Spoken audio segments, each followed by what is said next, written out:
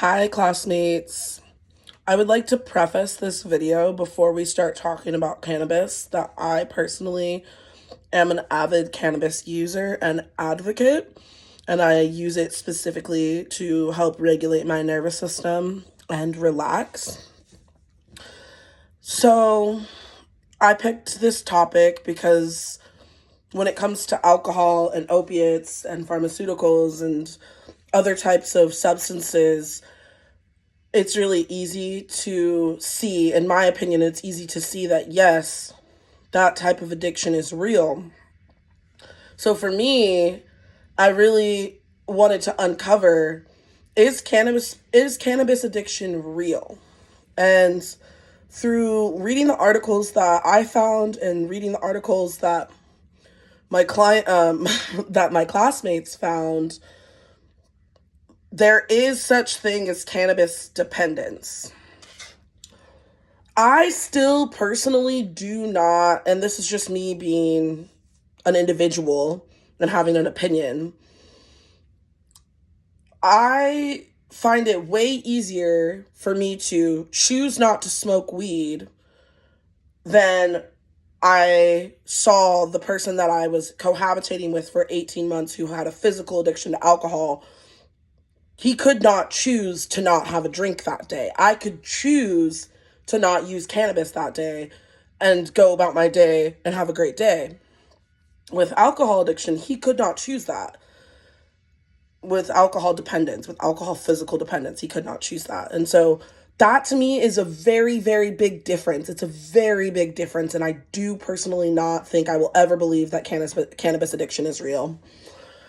However, I do believe that and this is based on a lot of findings that I found as well as classmates found, is that cannabis can heighten psychosis or untreated mental health issues. Especially, there is such thing as cannabis abuse, which to me is just overusing a substance, and you can abuse any type of substance. However, at a certain point, if you wanted to stop the next day, you could stop without having physical reaction. And you might have like some little withdrawals, but the majority of people don't have withdrawals when stopping cannabis.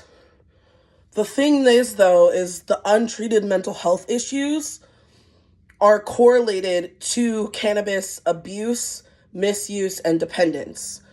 And often people who are experiencing untreated mental health issues will become more dependent on cannabis than those who are using different self-regulation tools like therapy and so on and so forth. So cannabis dependence is known as a cannabis use disorder and is a medical condition that's characterized by a problematic pattern of cannabis use that leads to significant impairment or distress. So if someone's cannabis use is to the point that they are so out of touch with their reality and it's harming them, and they can't stop or they don't want to stop, that is when it's a dependence. And okay, I'm just going through my list here. Cannabis is such a hard one, like alcohol, because it's legal. I personally would rather have somebody in my life smoke weed or use cannabis more frequently than alcohol. I personally believe that the dangers of alcohol are far more risky than the dangers of cannabis for several reasons. And I do believe that if someone is dealing with untreated mental health issues, they should not be using any substances at all. And especially if someone is dealing with any type of psychosis, they should not be using cannabis, as it is a hallucinogenic and a mind-altering drug. The use of larger amounts of cannabis over a longer period of time and the inability to control that can definitely be characterized as a cannabis dependence. And I would say furthermore that cannabis ultimately is habit forming, not addictive.